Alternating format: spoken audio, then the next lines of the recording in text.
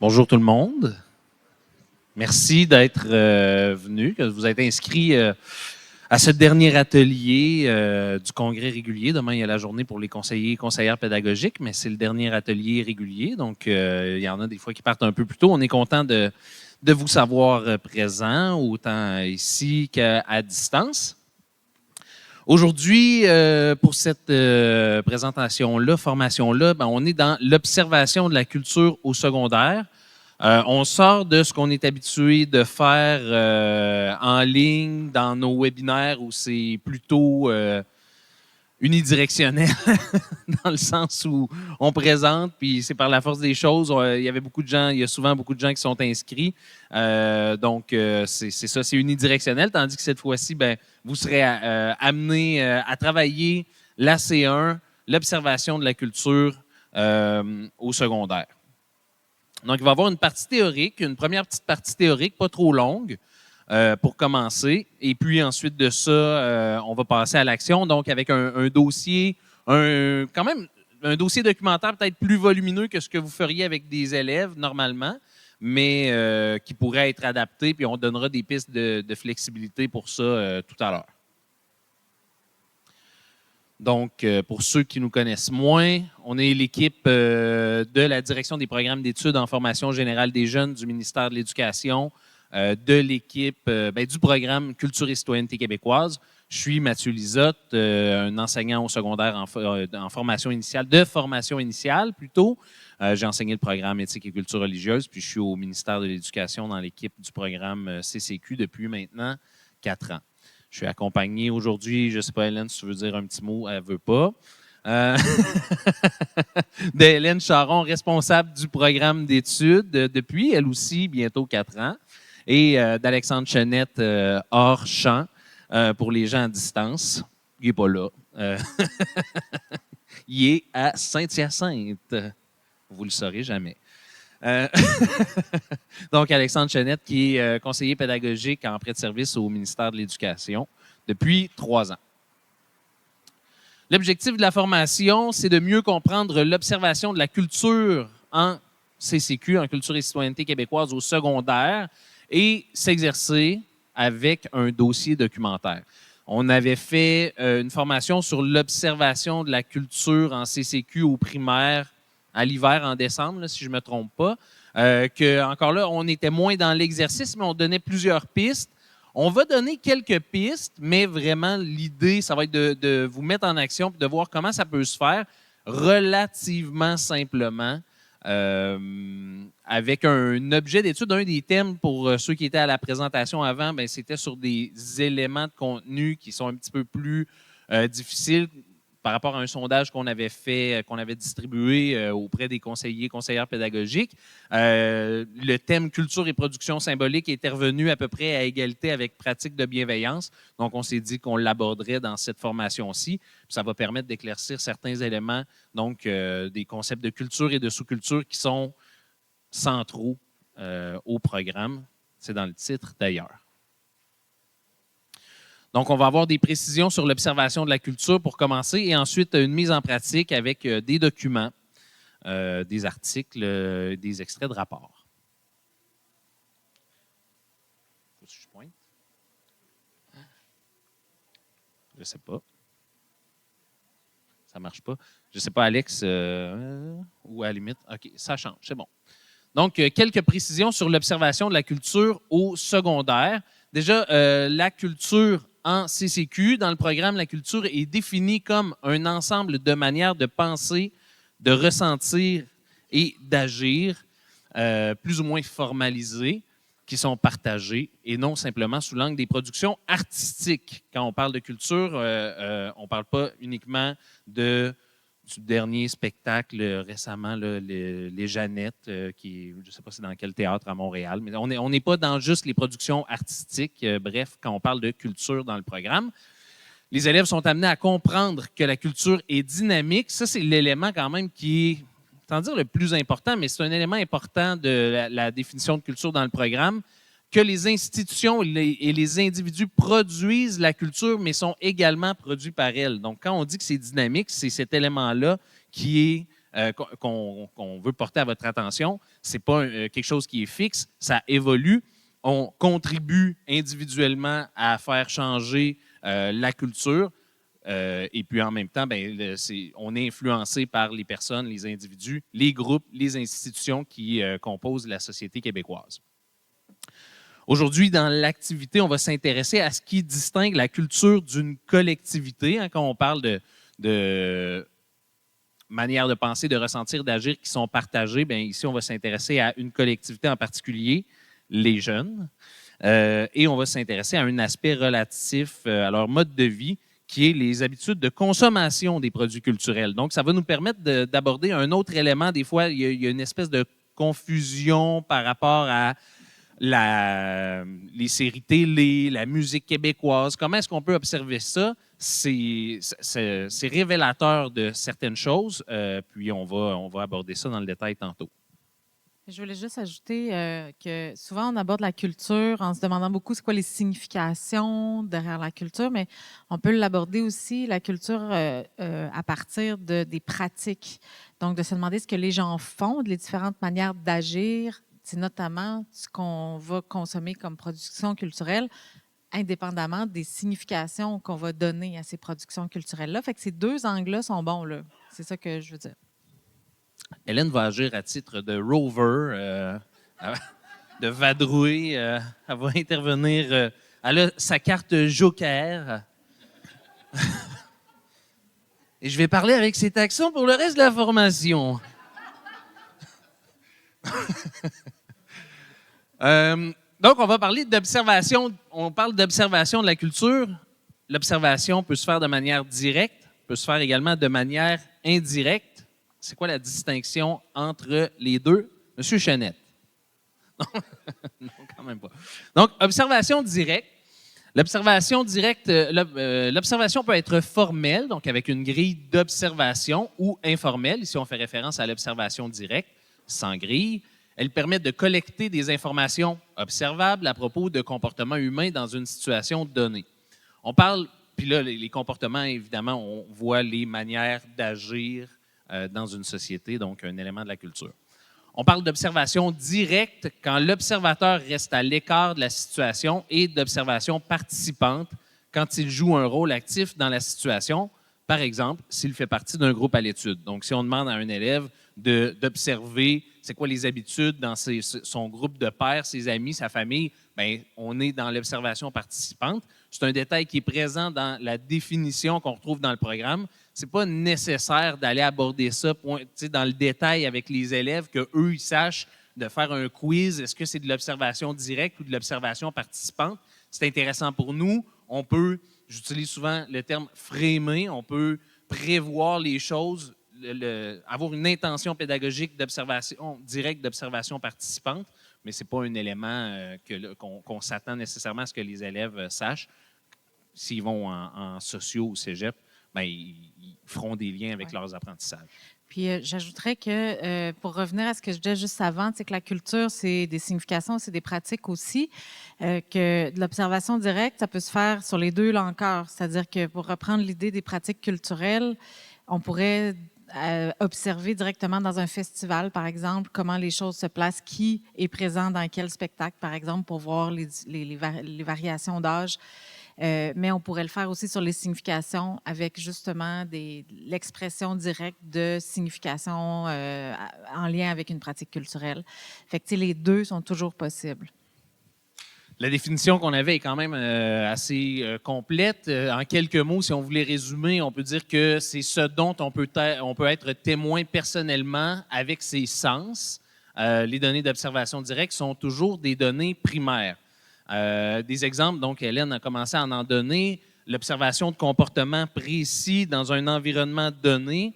Les propos qui vont être tenus dans un entretien. Donc, si on demande à un élève de questionner ses parents sur des pratiques qu'ils ont, bien, une donnée d'observation directe, ça va être les propos de ses parents.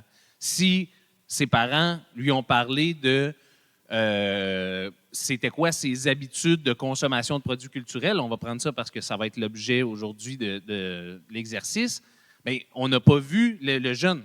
l'a vu dans d'autres contextes, mais dans le cas de l'entrevue, le jeune n'a pas observé les pratiques de consommation de produits culturels de ses parents.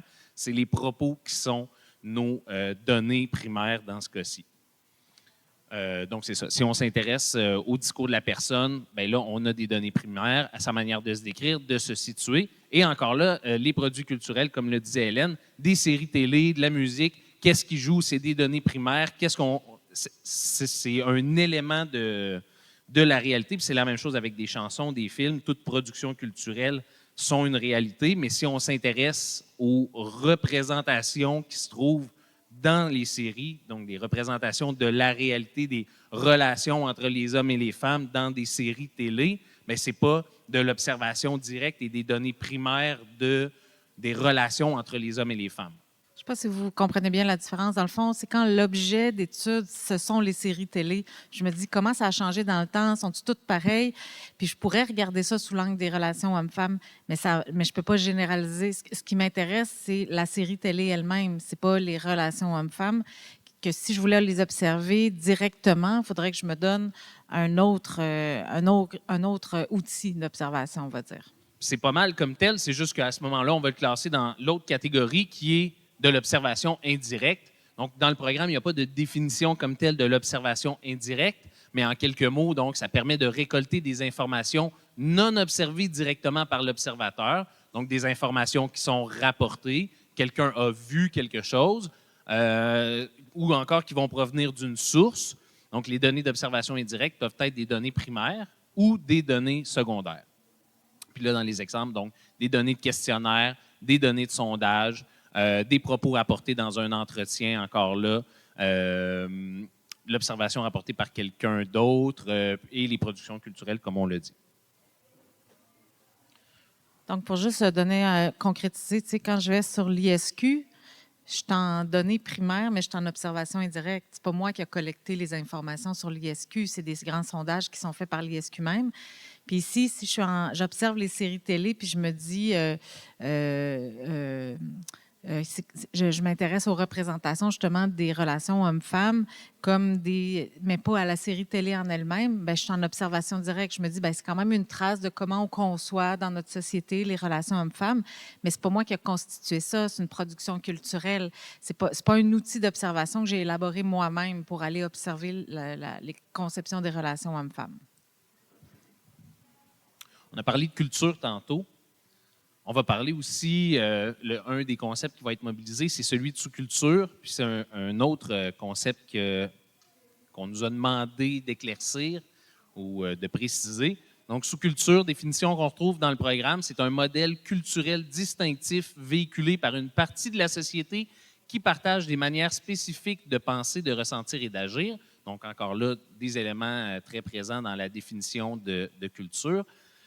Une sous-culture peut être valorisée, acceptée, tolérée ou rejetée par les membres d'une société plus large. Aujourd'hui, on n'ira pas dans cette partie-là, la deuxième partie de la définition dans l'exercice. On a un temps qui est limité, mais c'est un élément qui est intéressant à voir. À partir du moment où on a des éléments qui nous permettent de distinguer une sous-culture, puis qu'on a des propos relatifs à cette sous-culture-là, sa présence dans les médias, son absence dans les médias. Tantôt, on a parlé de visibilité, d'invisibilité, bien, dans l'autre formation juste avant, mais ici, c'est quelque chose qui est intéressant pour arriver à déterminer est-ce que cette sous-culture-là va être valorisée, acceptée, tolérée ou rejetée sur une espèce de continuum, là, si on veut, puis c'est pas tout noir, tout blanc non plus.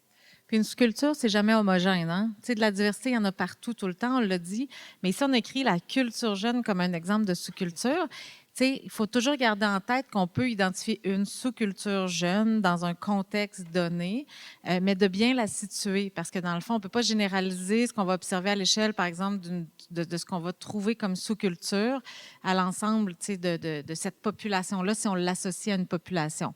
On va donner culture féminine, culture LGBTQ, culture, je sais pas moi, d'une communauté culturelle quelconque. C'est important de ne pas renaturaliser en trouvant des sous-cultures puis en faisant des généralisations abusives quand on trouve des traits puis on finit par par fixer finalement la compréhension, ces sous-cultures-là. La définition de culture s'applique à sous-culture aussi, finalement. C'est vraiment important. On aurait pu mettre des guillemets, là, la culture jeune, entre guillemets, ici. Donc, l'observation de la culture, ben, c'est au cœur de la C1, c'est au cœur de la compétence 1. Où est-ce que ça s'inscrit? Bien, ça s'inscrit à plusieurs places. Aujourd'hui, on ne va pas aller partout là-dedans, mais de manière explicite, bien, quand on va formuler des questions et des réponses provisoires, déjà, on vient paver la voie, on vient tracer le chemin de qu'est-ce qu'on va aller observer, où est-ce qu'on va aller observer. C'est une étape qui est importante parce qu'on ne peut pas dire, bien, on va observer, mais on ne sait pas quoi. On va se poser une question. On va formuler une réponse provisoire, puis ça va orienter qu'est-ce qu'on va aller observer, qu'est-ce qu'on va recueillir comme données. Est-ce qu'on va vouloir faire de l'observation directe? Est-ce qu'on va vouloir faire de l'observation indirecte, travailler avec des données ou travailler avec des données d'observation ou des données statistiques, par exemple, ou des récits d'entretien? Puis j'ajouterais que, tu sais, dans le fond, la question à nous demande, tu sais, quel genre de données j'ai besoin pour répondre à ma question. Tu sais, dans la sociologie, on va dire qu'on va définir notre observatoire, là, c'est notre corpus si on travaille avec du texte. Tu sais, qu'est-ce que je vais pouvoir mobiliser pour répondre à ma question? Puis ça, c'est vraiment l'enseignant qui est en mesure de le savoir, de l'identifier puis de le sélectionner. C'est vraiment la partie, dans le fond, d'observation comme telle, c'est d'en recueillir des informations, mais à ce moment-là, c'est des données brutes. On va aller les travailler, ces données-là, dans l'analyse des relations sociales. Puis aujourd'hui, on va travailler ces éléments-là principalement, mais en caractérisant des relations entre des personnes, des groupes et des institutions, en situant les relations dans le temps et l'espace, en comparant des significations et en formulant des constats. Je voulais ça ajouter. Oui. Attends un peu, Martin. Bonjour, Martin Dubreuil, du Collège Régina Sumter. Vous l'avez peut-être dit, mais dans ma tête, il y a toujours une pré-observation implicite ou explicite avant de formuler une question, non? Je veux dire, j'ai vu quelque chose, bien, j'ai une question sur cette chose que j'ai pré-observée. C'est ça, individuellement, probablement qu'on a des pistes où il y a quelque chose de curieux qu'on a observé. Là, dans le contexte de la classe, est-ce que l'élève va l'avoir nécessairement? Peut-être pas. Peut-être que oui, on peut s'en servir comme élément déclencheur. Là, je ne sais pas s'il y a une appellation comme pré-observation. C'est-à-dire qu'on peut avoir une connaissance de quelque chose, mais on ne l'a pas nécessairement observé. Ça peut être une connaissance liée à notre culture première, ça peut être lié ça se pourrait que ça soit lié à des observations, on va dire spontanées, mais qui ne sont pas prenantes d'une démarche de vérification, finalement, d'hypothèses de travail. C'est là où les types de raisonnements qu'on retrouve dans le programme, qui étaient présents en ECR, mais qu'on associait beaucoup plus à l'éthique, vont intervenir, entre autres, en sociologie, parce que là, on a vu quelque chose, on se questionne justement par rapport à ça, puis on a une première observation qu'on va chercher à aller valider en venant systématiser peut-être un peu l'observation puis le travail de recherche à hauteur de ce qui est possible pour des élèves du secondaire. L'évaluation des savoirs également, bien, on va venir un peu évaluer, établir la pertinence des données d'observation qu'on a recueillies. Ça va être aussi de circonscrire, délimiter, établir la pertinence, mais voir qu'est-ce que ça nous dit, qu'est-ce que ça ne nous dit pas. Puis on va pouvoir aussi considérer des effets des biais socio-cognitifs. On n'interviendra pas beaucoup là-dessus aujourd'hui, mais si on a fait des entretiens de groupe, bien évidemment, les propos des personnes pourraient être influencés par le biais de désirabilité sociale. Les personnes vont peut-être répondre ce qu'ils pensent que le groupe veut entendre. Là, on est influencé par les normes comme ça. Il y a une question pour les gens à distance. Bien, en fait, je me questionnais sur les biais socio-cognitifs parce que est-ce que c'est mes biais en lien avec les réponses, mettons, de ceux que j'interroge, ou c'est les biais que je perçois ou reconnais de leurs propos? C'est une bonne question. C'est les deux. Tu sais, c'est mes biais à moi personnels. Déjà, pourquoi je m'intéresse à cet objet d'étude-là. Après ça, dans mon analyse des données, est-ce que j'ai des biais qui peuvent intervenir? Un biais d'ancrage, par exemple. Mes premières données que j'ai récoltées, j'ai fait un premier entretien. Puis là, ça m'a marqué. Ça a marqué mon esprit. Ça a marqué mon interprétation. Puis je ne suis pas capable d'en décoller. Est-ce que j'ai l'humilité en tant qu'élève de secondaire 2 de l'admettre? Peut-être pas, mais on peut espérer que les élèves, tranquillement pas vite, commencent à le considérer.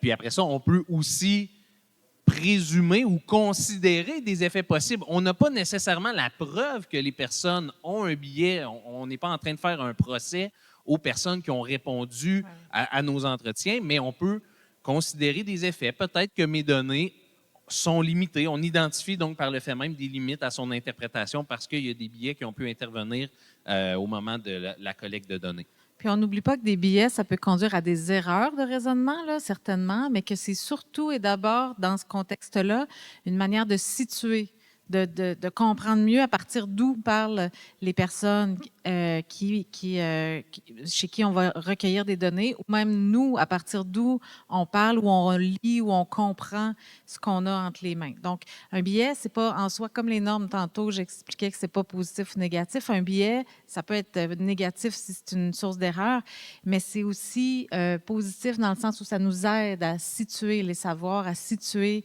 ce qu'on observe finalement.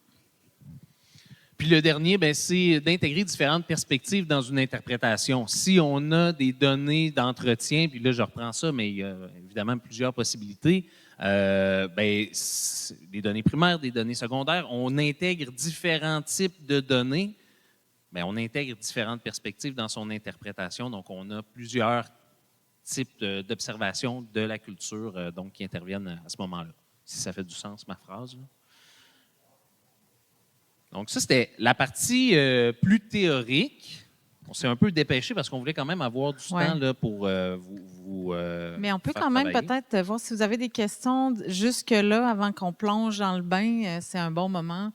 Vous avez spontanément levé la main, c'est parfait, mais laissons-nous quand même cet espace-là si vous avez d'autres interrogations.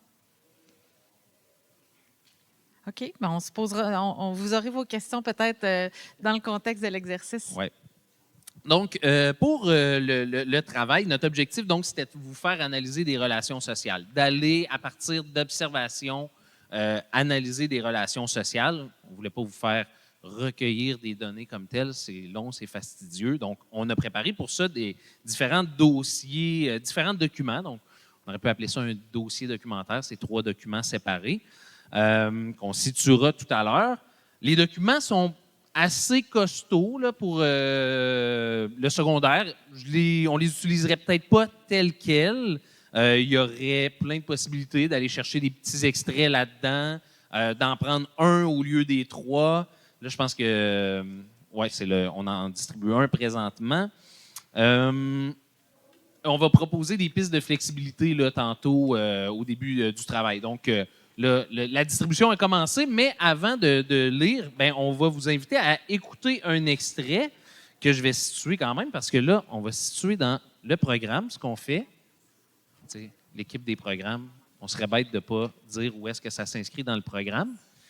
Donc, on est dans le thème culture et production symbolique de 4e secondaire. On va travailler principalement les concepts de culture et sous-culture, mais aussi culture numérique et consommation de masse. Dans les orientations, on nous dit que les élèves abordent plus précisément le concept de culture et ses différentes composantes afin de mieux comprendre comment la culture s'inscrit dans les multiples facettes de la vie humaine et comment elle est révélatrice des relations sociales et des particularités des groupes et des sous-groupes qui composent la société québécoise. En l'occurrence, je l'ai un peu dit, le sous-groupe qui nous intéresse, c'est les jeunes. Et on va aller voir les productions. En fait, dans les groupes, il y a aussi les producteurs et les diffuseurs de contenu culturel québécoises. Et puis, l'objet d'étude qui va nous intéresser, c'est les productions audiovisuelles et musicales québécoises. Est-ce qu'on l'avait écrit? On ne l'avait pas écrit, mais dans les orientations, donc, on nous dit, par exemple, les productions audiovisuelles et musicales québécoises sont des formes de culture immatérielle. Puis c'est ça ici qu'on va aller chercher. Puis je lis une autre phrase qui n'est pas présente, mais les enjeux éthiques soulevés, ça parle d'enjeux éthiques, mais évidemment, en C1 aussi, on peut travailler. Les enjeux éthiques soulevés par les distinctions étudiées dans ce thème peuvent être nombreux, notamment la consommation de productions culturelles québécoises ou étrangères et les différences générationnelles en matière de goût culturel. Et notre élément déclencheur, c'est un extrait de l'émission La journée est encore jeune, que vous connaissez peut-être, probablement, où il y a... c'est correct, je vais le situer quand même. Vous n'aurez pas le visuel de la personne. Mais c'est Thomas Bédard, un jeune... C'était passif-agressif, mais ça ne me dérange pas. Donc, Thomas Bédard, qui est un jeune de 23 ans, mais je pense qu'il avait 22 ans à ce moment-là, qui avait fait une chronique dans laquelle il expliquait pourquoi il ne regarde pas Stat. Et on va écouter cette chronique d'une durée de 4 minutes. Puis, il a aussi fait une chronique écrite dans Urbania qui est pourquoi les jeunes n'écoutent plus la télévision québécoise. Donc, c'est 2 ans d'écart. Donc, ça veut dire qu'il y avait peut-être autour de 20 ans à ce moment-là, le 22 septembre 2023. Mais le sujet reste le même. Donc, c'est intéressant quand même. Puis, on a trouvé des articles de 2012 qui abordaient à peu près la même chose. Les jeunes n'écoutent plus la culture, les produits culturels québécois. Les jeunes ne connaissent plus Véronique Cloutier. Vous aviez vu passer ça sûrement. Donc, c'est cyclique. C'est cyclique. Donc, Manon pèse sur le piton. On va parler à Thomas Bédard qui se prépare à nous divertir parce qu'il va nous parler de télé. Je ne sais pas si vous savez c'est quoi la télévision, Jean-Sébastien. Exactement. C'est ce qu'on appelle aussi la petite lucarne. Exactement. Est-ce que ça va exister encore? Est-ce que vous nous regardez à la télé des fois, Thomas? Oui, moi, oui, je fais... Vous, oui. Là. OK. Ça, il n'y a pas de doute là-dessus. Pas à 100%. Je ne pas comme les autres générations. Je dois être honnête. On parlait d'ailleurs de Stat tout à l'heure. Vous me demandiez si j'écoutais Stat. Ouais. J'ai eu aussi cette conversation-là avec ma grand-mère. Elle me parlait de Stat, l'émission d'urgence produite dans l'urgence. Non, mais quand on voit la perche dans un plan puis que le mot d'ordre, c'est « On n'a pas le temps de la faire, cette shot-là, ça va à TV. » J'appelle ça faire de l'art dans l'urgence. Mais bon, comme qu'ils disent, de l'art urgent, ça fait de l'argent. L'argent. Je me sentais poétique aujourd'hui. Je m'excuse, ça n'a pas marché. On va retravailler ça. Pas de problème. Bref, ma mamie me demande, t'écoutes ça, Thomas, Stat? Ouais. Et moi de répondre, du haut de mes 22 ans, ben non, mamie, c'est pas à moi que ça s'adresse, cette émission-là. Et elle me dit, dans la plus grande des bontés, ben là, il y a des jeunes dans Stat. Vous avez raison. Mais pourquoi c'est pas à vous que ça s'adresse? Et autant que j'ai trouvé ça cute que de sa part qu'elle comprenne pas ma réalité, autant que je me suis dit... Clairement que les grands décideurs de la machine à télé pensent comme ça aussi. Ouais. Ça m'a trotté dans la tête pendant quelques jours, puis j'en suis venu à cette conclusion-là. Je pense qu'il faudrait arrêter de dire que les jeunes ne s'intéressent plus à la télé québécoise, puis peut-être commencer à dire que c'est la télé québécoise qui s'intéresse plus aux jeunes. Au niveau télévisuel, les 18-35 sont de moins en moins au rendez-vous. J'ai l'impression qu'ils veulent même pas qu'on soit au rendez-vous. Les jeunes, on dirait qu'on est dans un vieux couple avec la télé québécoise. Hein? On sent qu'on est pris pour acquis. Elle fait la même affaire depuis toujours parce que c'est de même que ça marche. Puis à un moment donné, ben, quand on est dans un vieux couple, qu'est-ce qu'on fait? On se maziotie la voisine, hein, JP? La nouvelle voisine d'à côté, hein, jeune, fringante, américaine. Elle a plus d'argent, mais ça, c'est pas important. Au fil des années, on s'est mis à aller dans le cours de la voisine américaine, passer par-dessus la clôture. Elle nous a fait sentir vivants, elle nous a apporté des émotions uniques, puis elle nous a fait voir des choses qu'on pensait même pas qu'elles se pouvaient. On a fini par mettre notre langue dans notre poche pour embrasser la sienne. J'ai des frissons. Les années ont passé, on a fini par se désintéresser de notre vieux couple, mais au fond, là, tout ce qu'on aurait aimé, c'est que notre vieil amour, il s'intéresse à nous. Qu'elle nous fasse triper dans notre langue pour pas dire qu'elle nous French. Chez nous, dans notre home sweet home. Mais à la place de faire une introspection puis de se demander « Mon Dieu, je suis en train de les perdre. Comment je pourrais moi aussi évoluer, regagner leur cœur? » Elle nous a juste foutu à la porte puis elle s'est contentée de ce qui y restait. Non, mais je vous le dis, je me sens poétique aujourd'hui. C'est mon petit élan. Et je sais qu'il y a beaucoup d'exceptions à ce que je dis en passant. Là. Il y a des bijoux québécois pour les 18-35 comme complètement lissés. C'est comme ça que je t'aime, inspiré, expiré, etc. Mais on ne sait pas qu'elles existent. Non, c'est ça!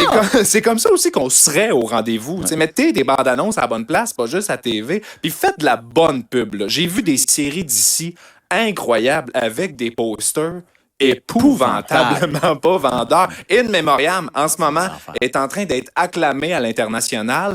Personne de mon entourage est au courant de son existence. Là. Puis quand je leur montre le poster, ils font « Ah oui, je l'avais vu sur le bord de l'autoroute, je pensais que c'était un genre de feu de l'amour cheap. » Faites des beaux posters. Parlez notre langage, c'est important. Puis concernant là, l'argument là, de « on a moins d'argent ici », là, Sex Education, You sur Netflix, Succession sur HBO, Severance sur Apple TV, tu prends leurs thèmes, leurs dialogues, leurs couleurs, leur location de tournage, ça se fait à petit budget. Ça se raconte ici à notre façon. Tu sais. Je sens que tu as une question. Non, pas du tout. OK, d'accord. J'ai la bouche ouverte. Mais parfait. Puis je vous demande pas de copier les Américains, je vous demande juste d'explorer des nouveaux thèmes. Je vous demande pas une méga prod comme Stranger Things, je vous demande d'enlever la perche du plat. Je vous demande pas de tout changer, je vous demande juste d'avoir du cran, du guts. Je vous demande pas d'être sur Netflix, je vous demande juste de pas mettre vos affaires sur un site web caché dans un fin fond d'Internet qui me demande un bac en informatique pour être capable de loader un épisode. Je vous demande de pas être vulgaire, je vous demande juste de déranger juste un peu. Parce que ma télé québécoise, j'ai envie de l'embrasser, mais pour ça, faut qu'elle fasse les premiers moves. Tout le temps, les autres, faut qu'ils bookent. Pas capable de... Cette génération-là, là, Mais ça il demande, faudrait ça avoir demande. un droit de réplique éventuellement. Oui, mon Dieu, le droit de réplique est à TV, mon vieux. Audio, je vais en résumer quelques-uns, mais puis juste déjà d'emblée, là, c'est la version audio. Il y aurait aussi la version vidéo, parce que maintenant, bon, il se filme à Radio-Canada, c'est disponible sur tout.tv, mais on ne l'a pas fait jouer parce qu'il y avait beaucoup de pubs. Donc, c'est un peu indicatif de la difficulté ou des embûches pour consommer le contenu. Mais donc, il se fait dire par sa grand-mère, pourquoi tu ne regardes pas Stat? Il y a des jeunes dans Stat. On aurait pu s'intéresser à la représentation des jeunes à la télévision. Mais bon, ce n'est pas l'angle qu'on a choisi pour aujourd'hui. Ce qui nous intéresse, c'est le fait que les 18-35 ans sont de moins en moins au rendez-vous. Donc, lui, c'est son interprétation de cette réalité-là, puis c'est ce qu'on peut aller voir. Donc, il demande aux producteurs d'explorer des nouveaux thèmes vers la fin, de faire des belles productions, de faire des belles publicités, de rendre le matériel accessible, de sortir des sentiers battus. Donc, on peut se questionner, est-ce que sa perception de la réalité est la bonne? Est-ce que son discours est représentatif des jeunes de son âge? Et il y a des documents qui nous permettent d'aller voir ça. Évidemment, on a circonscrit, on n'a pas été dans tous les différents embranchements, toutes les pistes possibles, mais le document que vous avez et qu'on partagera vont permettre de répondre un peu. Donc, on a pré-manché le terrain. Si je reviens à la compétence, je pense qu'il n'est pas trop loin. Oui, très loin finalement. OK, pas si pire. Mais formuler des questions et des réponses provisoires, bien, on les a un peu déjà avec ça. Donc, c'est ce qui est bien. Si on est dans le développement de la compétence, on n'a pas besoin de toujours faire toutes les étapes. On a déjà une question provisoire qui ressort de ça. On aurait pu aller dans différents angles, mais en tant qu'enseignant, on peut orienter les choses en demandant bien, quelles sont les habitudes de consommation de contenu télévisuel des jeunes Québécois. Puis là, bien, on a une réponse provisoire, celle de Thomas Bédard. Puis c'est que les jeunes consomment peu de productions culturelles québécoises. On pourrait prendre une petite minute. Est-ce que, d'après vous, il pourrait y avoir d'autres réponses possibles à cette question-là? Donc, quelles sont les habitudes de consommation des contenus télévisuels québécois? Les jeunes ne consomment pas. Vous êtes d'accord avec Thomas Bédard? Pas sûr? La plateformisation des contenus. La quoi? La plateformisation des contenus. Là, on serait dans les raisons qui expliquent ça? On serait dans une réponse provisoire à pourquoi les jeunes ne regardent plus la télé québécoise. Et donc, le concept algorithmique derrière ces plateformes font en sorte que les suggestions, 30% des suggestions, en fait, 30% des jeunes n'ont aucune suggestion québécoise dans leur plateforme. Donc, c'est une réponse semi-provisoire finalement. Mais là, je savais que le récit était avancé technologiquement, mais je ne savais pas que vous aviez hacké mon document parce que c'est la question secondaire à laquelle tu réponds présentement. Mais je vais le dire en même temps, pourquoi les jeunes consomment de moins en moins de productions culturelles québécoises si l'on se fie, dans le fond, à la réponse de Thomas Bédard. Mais c'est une réponse qui est déjà informée. Bravo. J'avais vu qu'il y avait d'autres mains levées. On peut prendre une minute. Oui, question principale, donc, qui est quelles sont les habitudes de consommation de contenu télévisuel des jeunes Québécois? Bien, j'avais cet élément-là, mais qui était plus dans le pourquoi. Donc, quelles sont les habitudes? C'est effectivement surtout du streaming. Donc, même juste le fait de posséder une télévision, c'est quand même rendu quelque chose de relativement inusité, disons, chez les 18 à 35 ans. De posséder la télévision comme telle? Puis là-dedans, c'est peu de 18 à 35 ans, mais qui vont, dans le fond, avoir un gros hype pour certaines séries, genre toutes les séries de François Letourneau. Puis effectivement, comme complètement lissé, où il va y avoir des espèces de boom de OK, tout le monde écoute ça dans la gang, puis on se fait des séances de streaming là-dessus. Mais que généralement, c'est beaucoup le américain ou l'international qui l'emporte. Peut-être aussi avec un certain dédain amené avec les fameux téléromans québécois, qui a énormément de redondance, puis qu'on associe à la langue en français. Fait qu'on se dit, si c'est en français puis que c'est québécois, ça va finir comme le téléroman O. Donc, il y a de la consommation sur certains éléments, pour certaines séries qui se démarquent. Merci. Il y a 2 mains levées, 1 ou 2, là, puis ensuite, on vous donnera un temps de lecture. Si j'étais un élève, ça se pourrait que je dise, là, vous généralisez, monsieur, puis c'est pas nécessairement vrai que les jeunes regardent moins la télévision québécoise. Fait que ça se pourrait qu'un élève challenge, mettons, l'affirmation de la question en essayant d'apporter une autre perspective, peut-être? Tout à fait. C'est ce qu'on va aller voir avec des données, parce que là, on est quand même dans des impressions et des réponses provisoires. Donc, mais c'est un bon point. Les jeunes écoutent moins la télé. Moi, je vais avancer cette hypothèse. C'est peut-être dû au fait qu'aujourd'hui, ils se considèrent comme des citoyens du monde. Ils ont accès à tout ce qui est produit, ne serait-ce que dans la francophonie. Ils vont beaucoup s'intéresser à ce qui est produit en Europe, en France, Belgique ou autre. Puis maintenant, tu as beaucoup de production audiovisuelle qui se fait en Afrique francophone également. Donc là, maintenant, il y a une panoplie de choix où il peut se référer, ne serait-ce que dans la langue de Molière. Là, t'sais. Donc pour moi, c'est qu'aujourd'hui, il n'est plus cantonné à TVA, les postes qu'on connaissait habituellement. Si tu n'avais pas le câble, tu n'avais pas le choix de regarder ça.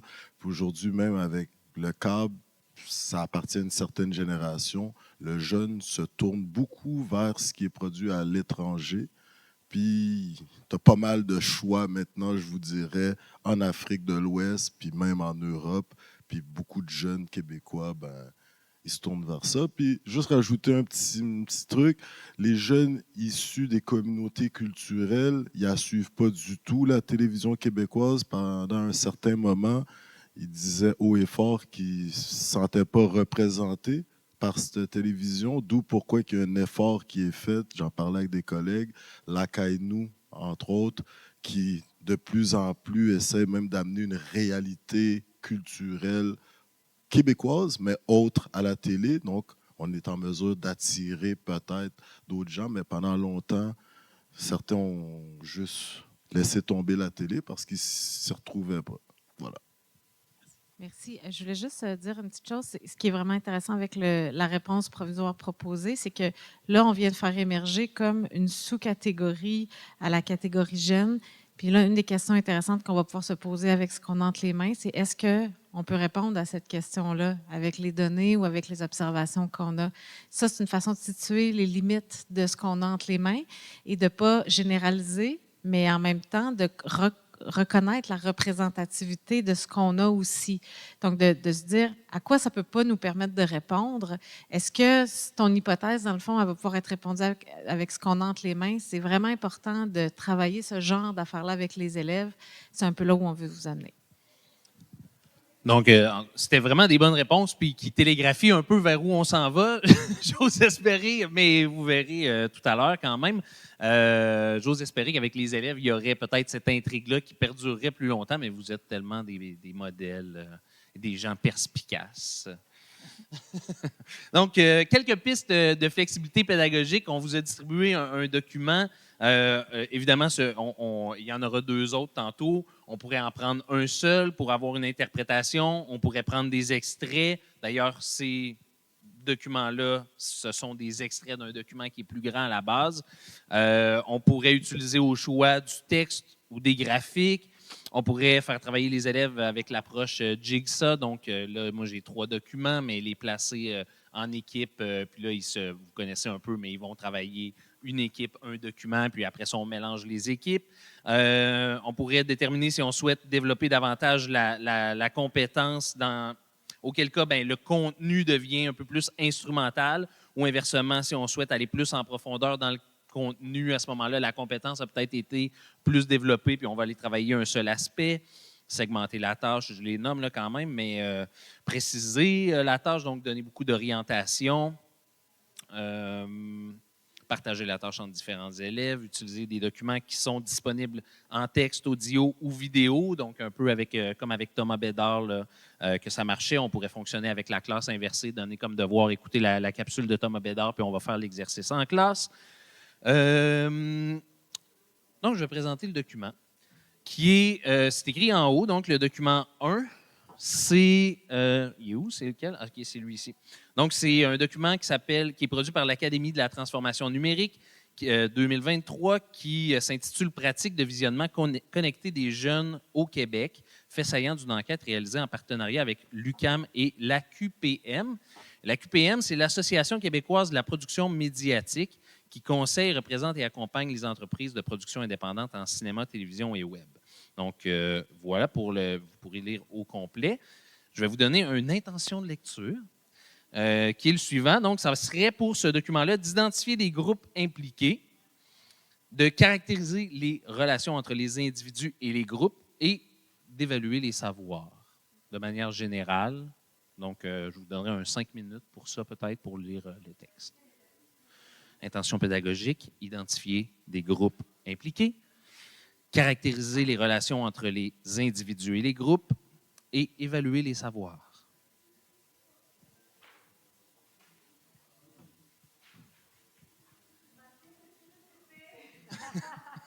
Il y a toujours des élèves qui n'écoutent pas.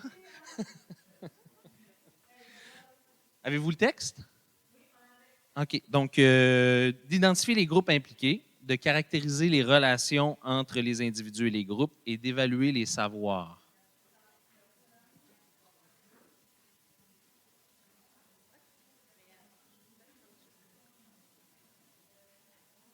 Mais en gardant en tête la question principale qu'on se pose, là, c'est quoi les pratiques des jeunes en matière de consommation, de pratiques culturelles? C'est pour répondre à cette question-là qu'on va s'intéresser aux groupes qui sont dans le document. Puis, ah oui, je m'excuse.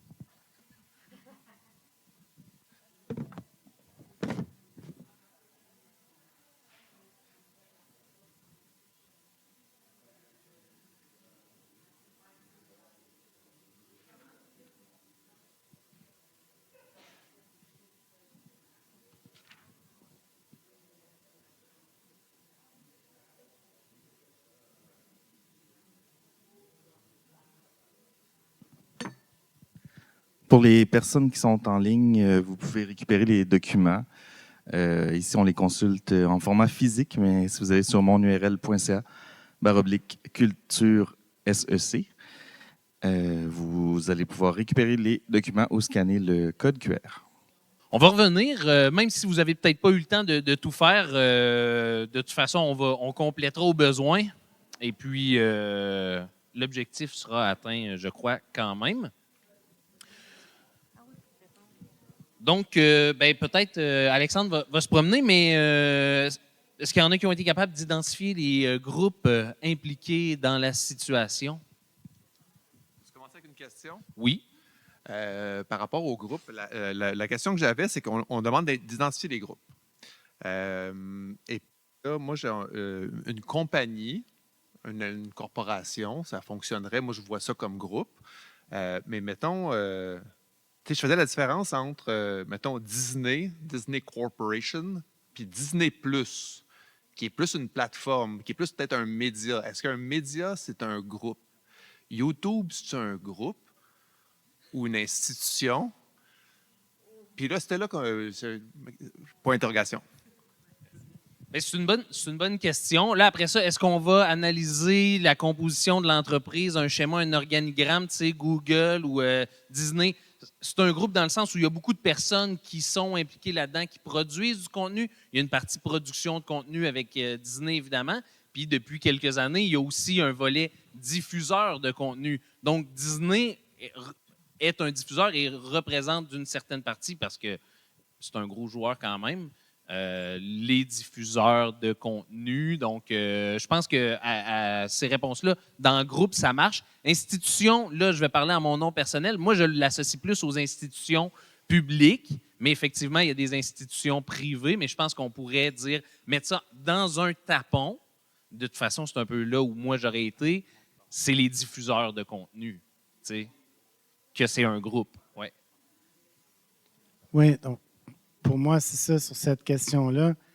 N'importe quelle structure sociale, si on veut, peu importe sa forme, qui a un intérêt dans cet enjeu-là, là, tu sais, qui est intéressé par la chose, soit parce qu'ils ont un produit à vendre ou que c'est leur job de produire des émissions de télévision ou tout ça. Donc, n'importe qui a un intérêt à l'enjeu devrait être considéré dans le portrait de la situation, à savoir qu'est-ce que les différents acteurs font pour encourager les jeunes à regarder tel ou tel contenu, là.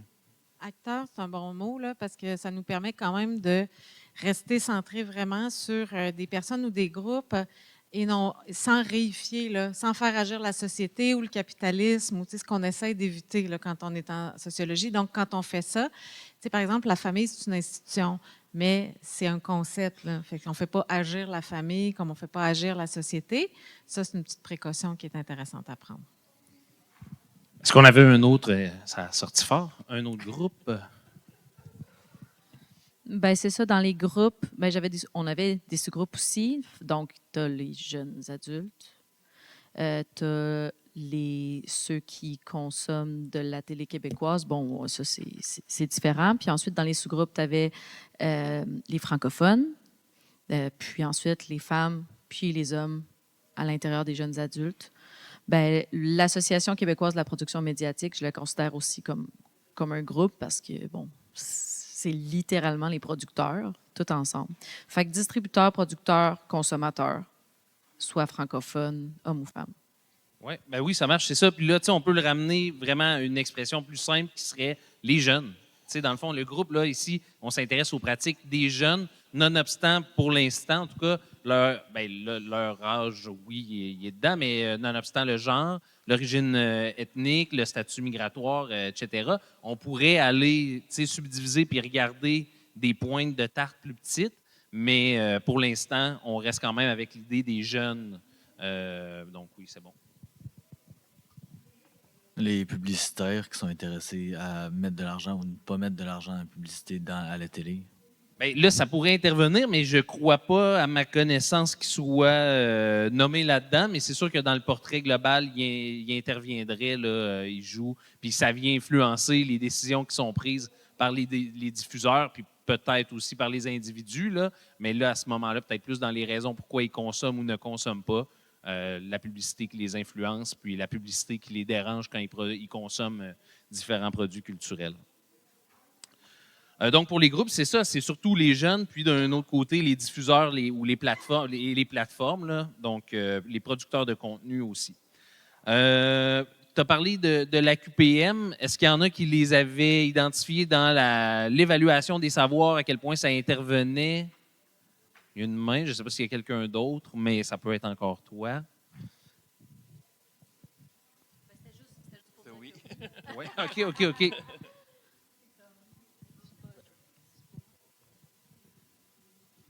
Là, est-ce qu'on est dans les évaluations des savoirs? Oui, okay. On peut. Dans l'ordre, dans le désordre. Je ne sais pas si ça a rapport à ce que je veux dire, mais juste le concept de donc la limite ou donc la pertinence des informations recueillies, la définition de jeune. Là, ils disent qu'il y a des recherches qui comptent de 18 à 24. Mais moi, j'aurais tendance à questionner ce concept-là en tant qu'eux, ils ont circonscrit un objet d'étude. Mais c'est quoi un jeune? C'est la question que je poserais dans cette question d'évaluation des savoirs. Ça nous en dit, oui, bien, vas-y. Effectivement, surtout si on travaille ça avec des jeunes secondaires, ils pourraient dire, ben les jeunes, nous, on n'est pas parmi les jeunes, donc c'est exactement ce qu'on veut faire avec les élèves. On veut qu'ils progressivement soient capables d'identifier ce genre de choses-là, puis qu'ils ne prennent pas pour acquis que quand on en parle des jeunes, on parle d'eux. Ah non, ça dépend, on a pris quel groupe d'âge concrètement. Fait que là, on est effectivement dans l'évaluation des savoirs, puis on pourrait aller même plus loin, puis se dire, oui, mais est-ce que, dans le fond, les perspectives des jeunes de 18-24 sont les mêmes que celles. C'est quoi les billets, par exemple, qui ont pu être posés quand on a vu qu'ils s'intéressent à ce groupe-là en particulier? Oui. On pourrait se questionner sur justement la QPM, si elle a, je veux dire, commandité ou en tout cas mis de l'argent dans l'étude. Quel était le but derrière? Parce qu'on voit qu'ils conseillent, ils représentent, ils accompagnent les entreprises de production indépendantes. Est-ce qu'il y a peut-être un petit bout militant qui voulait des données pour essayer d'exposer leurs propos? On a un partenariat avec l'UQAM, fait que ça me rassure un peu d'un côté, mais d'un autre côté, c'est un peu militant comme université aussi. Fait que, on pourrait se questionner sur l'utilisation, puis à quel point il y a peut-être un petit biais derrière le tout. Mais c'est intéressant ça. Puis l'idée, c'est pas de dire si c'est bien ou c'est mal, mais le fait justement que c'est une association qui regroupe des producteurs et des producteurs et diffuseurs de contenu. Là, je le cherche là. Des entreprises de production indépendantes en cinéma, télévision et web. Donc, c'est une compagnie c'est une association qui regroupe des producteurs. Ils sont intéressés. Ils ont passé une commande, on peut présumer, ils ont une entente avec l'UQAM. C'est correct, c'est des données, c'est intéressant, mais il y a un spectre, il y a une lunette particulière qui est donnée par rapport à ça. Donc, c'est ça, ça ne veut pas dire que les données ne sont pas bonnes, ça ne veut pas dire que c'est mal non plus, mais on vient situer, on vient contextualiser les informations. Donc, ce n'est pas de dire hey, c'est les meilleurs au monde ou hey, c'est pas bon pantoute, mais juste de le savoir, de l'avoir en tête, de se dire ben, peut-être qu'il y a des biais socio-cognitifs qui interviennent ici parce que justement, étant intéressé, il y a peut-être justement un effet de répétition pour prendre un des billets qui est présent dans les intérêts des différents producteurs qui ont été sondés avant la production ou la commande de ce rapport-là. Pour continuer donc avec l'évaluation des savoirs, moi j'irais avec la façon dont ils ont recueilli leur échantillon finalement. C'est intéressant parce qu'on a les villes, on a aussi hommes-femmes, francophones, non-francophones, mais on ne sait toujours pas comment ils ont récolté leur échantillon, comment ils l'ont choisi. C'est des étudiants, des universités, où est-ce qu'ils ont envoyé le questionnaire. Mais il y a Québec aussi, puis d'autres places. Fait que pas juste l'UQAM au moins, mais c'est peut-être Université du Québec à d'autres endroits, on ne sait pas. Puis aussi, il faut considérer qu'avec ces informations-là, on ne pourra pas faire de comparaison générationnelle ou par âge et évolution donc des gens. Donc, ces questions-là vont devoir être mises de côté. C'est des limites à l'interprétation. Là, en toute transparence aussi, c'est un rapport qui était quand même assez volumineux, puis peut-être que, je ne me souviens pas pour ça, peut-être que la méthodologie, en fait, est sûrement développée parce qu'on a même accès aux questions. Donc, c'est ça, c'était sûrement développé sur qui sont ces individus-là, mais c'est vrai que là, dans le document, de le garder en suspens, c'est un bon réflexe. L'important, c'est de se poser la question. Puis ce qu'on veut chez les élèves, c'est qu'ils se posent la question plus qu'il y ait nécessairement une réponse hyper élaborée là-dessus. Autre chose aussi, je remarque qu'ils n'ont pas mis TikTok. Puis, bon, j'ai rien de tout ça, là, mais j'imagine que sur Instagram aussi, ça peut se faire. Fait que j'imagine qu'ils ont comme retiré tout ce qui était possible de susciter l'attention des jeunes pour vrai. Bien, honnêtement, tu sais, là, ça télégraphie la fin, mais vous êtes tellement avancé un peu, mais notre ouverture, c'est un peu ça, c'est de se questionner sur c'est quoi un produit de consommation culturelle québécois? Est-ce que c'est juste qu'on retrouve sur les grandes chaînes, puis sur les plateformes québécoises comme Tout.tv, puis Illico Plus et Nouveau, ou est-ce qu'on retrouve sur Instagram, sur TikTok, là aussi, le fait qu'on a 160 entreprises de production de contenu joue là-dedans. Le spectre, justement, vient réduire ici à ça. Puis c'est souvent aussi la représentation qu'on se fait, la représentation sociale qu'on se fait de c'est quoi du contenu culturel québécois. Les jeunes ne consomment plus de contenu culturel québécois. ben lequel? Tu sais, c'est quoi du contenu ou des productions culturelles québécoises? Donc, cet élément-là, on l'avait gardé pour la fin un peu, mais puisqu'il est soulevé maintenant, puis c'était aussi quelque chose que tu avais dit, je ne connais pas ton nom, là, juste à côté. Ben, les deux, dans le fond, là, vous deux, mais initialement, donc c'était intéressant. Je ne sais pas si tu voulais réagir aussi, là, je t'ai vu. Oui, oui. Puis je pense que les élèves peuvent arriver là rapidement, tu sais, quand ils vont considérer, ils vont faire comment, mais attends une minute, là, il manque du temps. Mais tu sais, il y a beaucoup de productions audiovisuelles aujourd'hui qui est diffusée sur des plateformes, des fois, qui nous sont plus ou moins étrangères. Twitch, par exemple.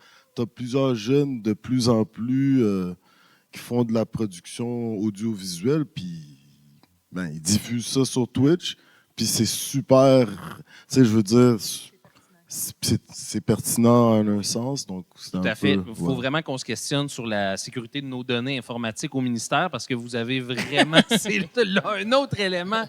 Ici, les jeunes sont aussi eux-mêmes des producteurs de contenu maintenant. Ils ont tous un téléphone, ou en tout cas, en très grande majorité, ils ont un téléphone, produisent du contenu, diffusent du contenu, consomment du contenu. Est-ce que ce contenu-là, je vous ramène à la définition initiale, est-ce qu'il est valorisé? Est-ce qu'il est pas valorisé? Bref, ces éléments-là entrent en ligne de compte là-dedans. Puis l'idée ici, c'est simplement de réfléchir à ces habitudes de consommation-là, mais la façon qu'on le définit influence les habitudes de consommation par la suite. Puis ça pourrait nous amener à aller questionner, voir peut-être qu'il ne s'est jamais créé autant de production culturelle québécoise que depuis que tu es live en Twitch pendant des heures et des heures et des heures, alors que des productions plus traditionnelles peuvent prendre des temps fous à produire. Puis ça nous ramène aussi aux effets des biais cognitifs liés à la QPM aussi, donc les raisons qui justifient cette étude-là. Et on n'a pas parlé, je pense, donc de caractériser les relations entre les groupes et les individus. Bien, pour eux, ce sont des objets de recherche. Mettons, l'individu, on est en relation d'objets de recherche scientifique, mettons, pour les sondages. C'est des consommateurs. Pour eux, c'est des divertis ou à divertir. Il y a une vision d'une identité québécoise très limitée avec ce qu'on vient de dire. Fait que ça remet en question toute cette recherche-là et la valeur des données ramassées par cette recherche-là. On vous a posé tantôt des questions qui peuvent avoir l'air un peu compliquées pour des jeunes du secondaire parce qu'on est resté collés sur le programme. C'était volontaire parce que vous n'êtes pas des jeunes du secondaire, vous êtes des enseignants. On souhaite que vous compreniez ce qu'on veut dire par les composantes des compétences. Mais avec les jeunes, on aurait pu poser ces questions-là autrement, c'est-à-dire de qui on parle là-dedans, qui est impliqué, puis c'est quoi le lien entre les deux? Qu'est-ce qu'ils veulent? C'est quoi leur intérêt, leur objectif? Quelle différence on observe? Ce genre, qui est présent là-dedans, qui n'est pas présent? C'est des façons de sous-questionner pour les amener progressivement à ce que vous avez fait comme exercice de réflexion critique sur le matériel entre les mains, éventuellement pour en venir justement à faire des constats. Mais tu sais, caractériser les relations, c'est pas cocher une case puis dire ça, c'est tel type de relation. C'est d'être vraiment capable de voir qui est en présence puis qu'est-ce qui se passe dans cette relation-là. Qu'est-ce que l'un et l'autre recherchent, qu'est-ce que l'un et l'autre dit, voilà. Donc, c'était voulu là, que ça soit comme, mais là, les élèves ne peuvent pas répondre à ça comme ça. Bien, en parlant d'élèves, justement, comme juste de même, évaluation des savoirs, moi, la première affaire qui m'a popé dans la tête, surtout par rapport au billet, là, c'est l'espèce de choix éditorial vraiment évident de comme faire le petit encadré pointillé autour de aucun contenu québécois, 28 %, alors que, excusez-moi, la figure 10. OK? Alors qu'on aurait pu mettre n'importe quelle autre donnée dans ce tableau-là en valeur, ou on aurait pu aussi se garder une gêne puis juste pas la mettre en valeur. Fait qu'il y avait comme une espèce de message à passer là-dedans qu'on ne voit pas ailleurs dans le texte. Bien, oui, tout à fait. Puis ça amène la manière de représenter des données, c'est un élément vraiment intéressant à aborder également. Mais ça nous amène sur la question initiale qu'on avait, puis la réponse provisoire qu'on avait, qui était c'est quoi les habitudes de consommation des jeunes Québécois? Et la réponse provisoire de Thomas Bédard, qui était les jeunes n'écoutent pas la télé québécoise ou les produits les produits culturels québécois. Donc, qu'est-ce que ce document-là nous dit par rapport à cette réponse provisoire-là? Est-ce qu'on est capable de la valider, de l'invalider? En fait, ben, là, je ne sais plus, là, je sais plus. Mais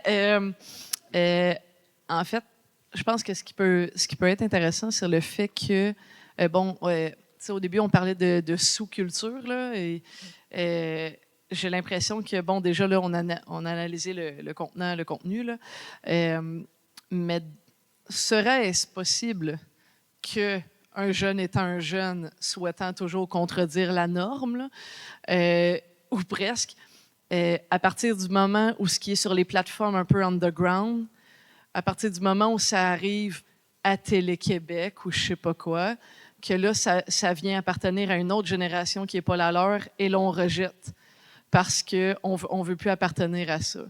Donc, je trouve que et là, on a la contre-culture qui arrive, et, en tout cas. Mais je trouve qu'il y a quelque chose à faire à ce niveau-là pour finir par répondre à cette question-là.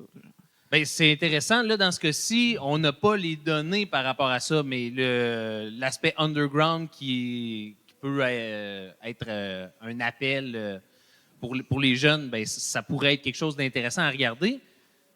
Une chose, moi, quand je l'ai lu, que j'ai trouvé vraiment intéressante, c'est OK, les jeunes ne consomment pas de produits culturels québécois. Bien, au cours du dernier mois, dans les graphiques qu'on avait au verso, au cours du dernier mois, il y a près de 50 des jeunes qui ont écouté une ou des séries québécoises, 25 une ou des téléréalités québécoises, puis finalement, il y a 28 que c'est aucun contenu québécois. Mais moi, puis là, avec la définition qu'on s'en fait du contenu québécois, donc on le sait un peu vers où on aurait été, mais je considère que c'est quand même pas... Les jeunes ne regardent plus la télé québécoise, là. Tu sais, on a quand même de la consommation qui se fait. Donc, je trouvais ces données-là intéressantes. Puis après ça, sur les modalités, on a moins été là, mais il y a un autre graphique donc, qui nous dit que les jeunes regardent, le pourcentage n'est pas très élevé, mais au moins 2 à 3 fois, bien, quand même, on peut dire au moins une fois par semaine, c'est presque 60 des jeunes qui regardent en direct à la télévision du contenu. Donc, de dire que les jeunes ne consomment pas de contenu en présentiel, ou de manière synchrone, en direct à la télévision, bien, là, on est dans la construction d'une interprétation nuancée. C'est pas aussi vrai que ça. Puis on parle des jeunes de 18 à 24 ans. Il y en a qui sont partis de la maison familiale, qui sont en appartement. Il y en a qui sont chez leurs parents. Donc, on pourrait situer, essayer de voir les jeunes de 18-24 ans habitent où, c'est quoi leur accès, bref, à tout ça. Mais les jeunes consomment en direct à la télé, en direct sur Internet, en différé avec un enregistreur, en différé sur Internet. Donc, de la consommation, il y en a probablement plus qu'on pourrait penser. Puis moi, je ne suis pas le plus grand fan de dire hey, à votre avis, un pourcentage, tu sais, de commencer avec un pourcentage, ça ne veut pas dire grand-chose. Là. Ben, 192 %, juste de finir là, mais d'avoir ces données-là puis de se construire progressivement la donnée nuancée plutôt que juste dire vous pensiez que c'était 32 %? Ben non, finalement, c'est. Là, je trouve ça moins pertinent que d'avoir les données puis de tranquillement nuancer puis dire ben peut-être qu'ils consomment plus qu'on pouvait penser initialement. Avec tout ça, bon, il nous reste 20 minutes. Je ne sais pas si on va aller, parce qu'on a déjà fait l'ouverture, mais peut-être de situer les autres documents puis de télégraphier, de vous montrer vers où on aurait été. Puis vous êtes les meilleurs après pour déterminer comment ça pourrait être abordé. L'idée, c'est vraiment de regarder. On a pris un document ici, puis ça nous dit quand même beaucoup de choses. Vous avez amené beaucoup de pistes. Personnellement, en tant que personne du ministère de l'Éducation, je pars d'ici avec une certaine confiance en vous. Je me dis, hey, beau travail, félicitations. Mais il y a déjà des bons réflexes qui sont ancrés de questionnement. Mais donc, par rapport à la situation initiale, avec ce premier document-là, ben, moi, je suis capable de dire ben, il en écoute probablement plus que je pensais. Tu sais, moi, initialement, mon réflexe aurait été là. Puis ça nous relance vers une question une piste de questionnement supplémentaire qui pourrait être, par exemple, ben, les jeunes utilisent peu les plateformes québécoises. Dans le texte, on avait ça. C'est surtout les Disney, Netflix, etc. Donc, est-ce que c'est parce qu'ils ne connaissent pas ces plateformes-là? Là, le deuxième document nous amènerait vers ça, là, vers de la connaissance. Puis, c'est un document, je pense, une 40aine de pages. J'ai pris des extraits dedans. Il y a vraiment beaucoup d'éléments sur les raisons, les habitudes de consommation. On aurait pu poser ces deux questions-là. C'est quoi les pratiques? Puis, qu'est-ce qui explique, dans le fond, leurs pratiques? Pourquoi? D'emblée, là, ça aurait pu se faire là, dans une même, à la suite de l'amorce. Là, et dans le fond, il y avait déjà des pistes de réponse provisoires dans l'amorce sur lesquelles on aurait pu s'appuyer pour ensuite aller travailler, comme tu le disais, déjà les deux questions. Dans le deuxième document, donc si on se questionne, est-ce que les jeunes sont intéressés à... ça va? Zéro. Sont intéressés aux produits, justement, de consommation, produits culturels québécois, ben, on voit que c'est... Là, le chiffre exact, rapidement, je ne le trouve pas, mais c'est plus de 600 personnes sur 1000 là, qui avaient regardé, qui ont un intérêt à regarder des contenus québécois. Puis on a les raisons. Donc, au verso du deuxième document, on a les raisons motivant l'intérêt à regarder des contenus québécois, puis on a les raisons justifiant le manque d'intérêt à regarder des contenus québécois. Et là, parce que ces graphiques-là étaient quand même assez grands, j'ai rogné le bas des graphiques, mais on a accès à la question, puis on a accès à qui a répondu à ces questions-là. Donc, pour le graphique du haut, c'est les personnes qui ont consommé des produits culturels québécois, puis pour le tableau du bas, la figure 9, c'est les personnes qui n'ont pas regardé de contenu québécois. Mais dans les éléments qu'on a, bon, les jeunes veulent encourager les productions locales, c'est intéressant, veulent protéger le français dans ceux qui regardent des contenus québécois. Mais aussi, ce sont les contenus que mes parents, les membres de ma famille regardent et je peux en discuter avec eux. C'est la troisième raison qui motive l'intérêt à regarder. Donc, quand on est dans caractériser des relations sociales, le fait d'avoir des parents, des amis qui regardent, avec qui je peux échanger de ça, c'est un grand moteur de motivation. Bon, les thèmes rejoignent tout ça. Tous les énoncés peuvent être intéressants. Et c'est la même chose pour la figure 9. Il y a des éléments qui sont très bas dans la liste puis qu'initialement, j'aurais considéré comme important. Le fait que les plateformes sont difficilement accessibles. Une des dernières raisons de ça, ça dit, c'est ces contenus ne sont pas disponibles sur les plateformes de visionnement que j'utilise. C'est dans les dernières raisons. Donc, les jeunes y ont accès. Ces contenus ne sont pas disponibles. Donc, les jeunes y ont accès. C'est ça, les plateformes, bref, ce n'est pas tant un facteur visiblement là-dedans. Oui, peut-être qu'ils n'ont pas accès non plus, mais que ce n'est pas ça qui est déterminant. Même chose, ce n'est pas ma culture ni mon identité. Il y avait une réponse provisoire là-dessus sur tantôt. Désolé, je ne sais pas ton nom, mais oui. Alain. Donc, Alain, tantôt, tu disais que le fait de se reconnaître ou de ne pas se reconnaître dans des séries, ça jouait. Donc, ça joue visiblement un rôle pour certains, mais ce n'est pas le facteur principal qu'on retrouve ici. C'est 33% peut-être là, des jeunes là, pour qui ça joue un rôle. Donc, ces éléments-là viennent toujours quand je parle de construction nuancée, d'interprétation nuancée, c'est tout le temps des éléments qui peuvent venir jouer, puis que les élèves peuvent mobiliser dans la formulation de constat, puis dans l'interprétation. Donc, c'est ça, les jeunes connaissent les plateformes. Puis le document 3, bien là, c'est un autre document. Le document 3, c'est un article de la presse qui dit « La génération qui boude notre télé », c'est le titre. Et là, ici, bien, on a accès à des discours. C'est ça qui est intéressant. On va dans une autre source, une autre forme de données. C'est vraiment des discours des jeunes. Pourquoi ils ne regardent pas la télé? Pourquoi ils la regardent? Donc, il y a quelqu'un qui dit « Je ne me reconnais pas dans les contenus ». Une jeune, là, Sarah, qui dit ça dans l'article. Puis, là, on peut s'intéresser à est-ce qu'il y a des variations et des récurrences entre nos deux documents. On a un document qui est un rapport qui a des données plus fermes, des hard, là, hard data quasiment qu'on pourrait dire. Puis là, ici, ben là, on a du récit, du discours, des entretiens. Donc, c'est intéressant d'aller comparer ces éléments-là avec les élèves. Ouais, voilà pour ça. Je me demandais, peut-être. Puis notre ouverture, bien, on a presque tout fait de ce qu'on avait dans notre ouverture, parce que vraiment, vous êtes des modèles, j'ai envie de dire. C'était intéressant. Ah, c'est mon autre document. Puis, dans le fond, ce qu'il faut comprendre de ce qu'on fait là, c'est que on a souvent le réflexe, pour différentes raisons, de proposer des pistes de réponse, des fois auxquelles nos documents ne nous permettent pas de répondre. L'objectif, c'est de ramener les élèves vers les traces sur lesquelles ils s'appuient pour faire des hypothèses ou répondre à des questions de compréhension.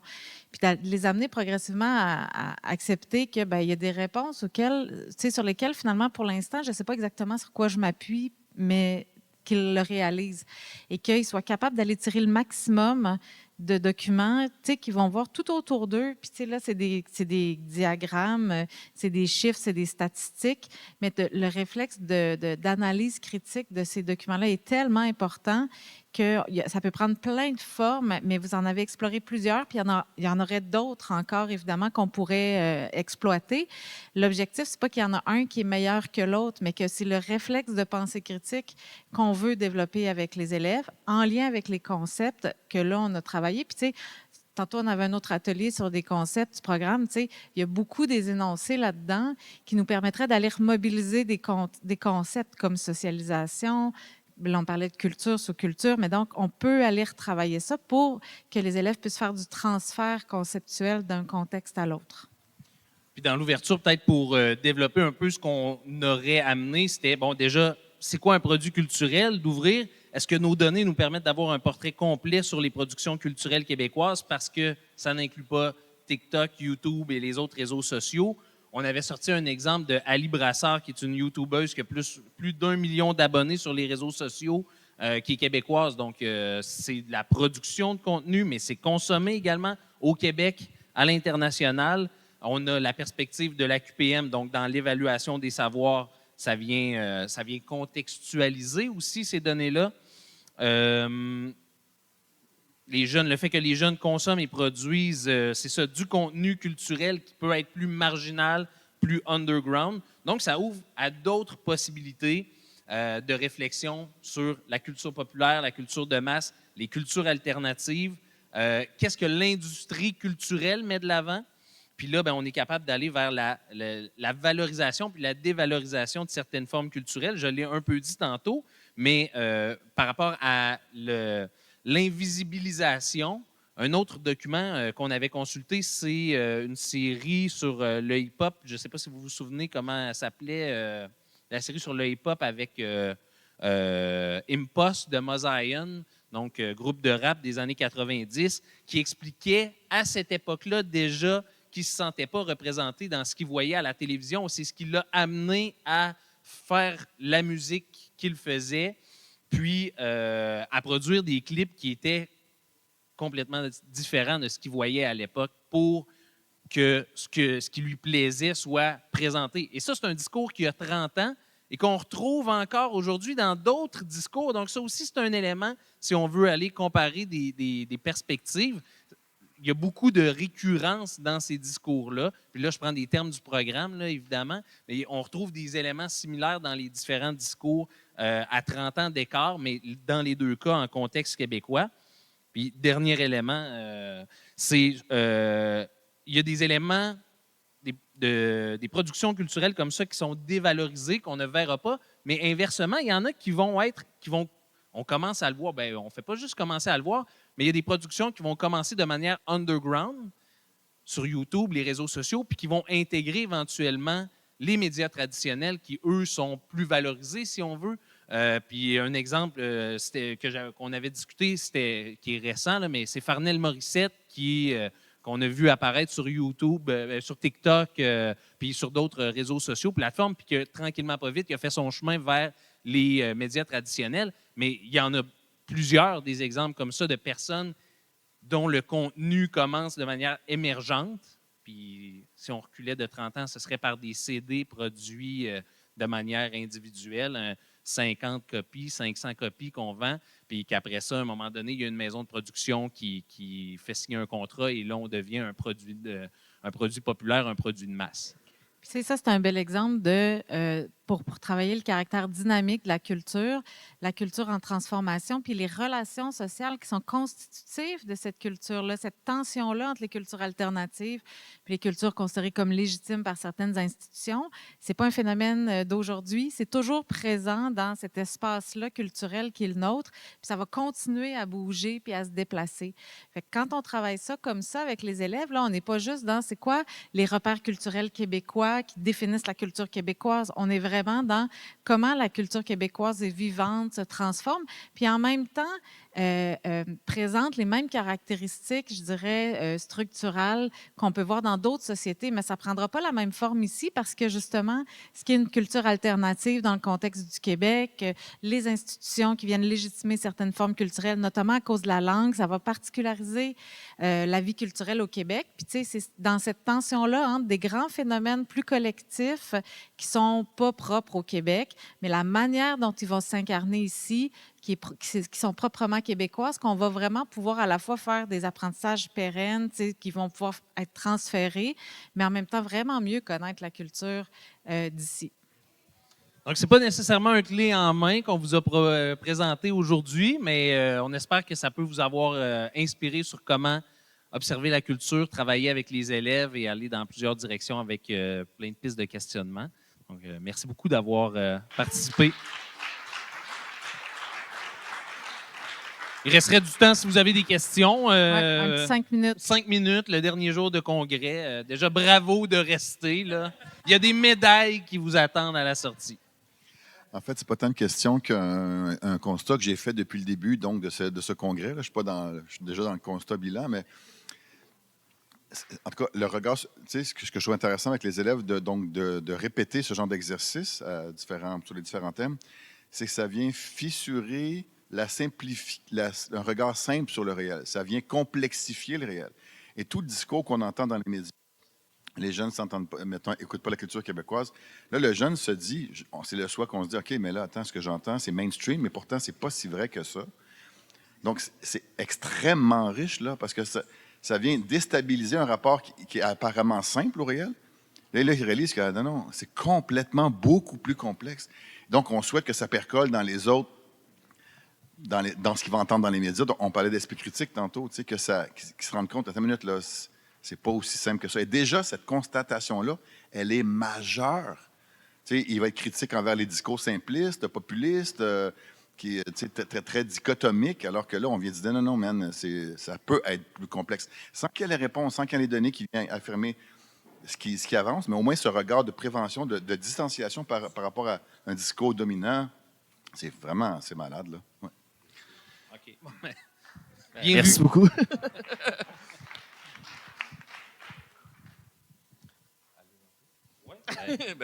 Merci d'avoir participé au congrès.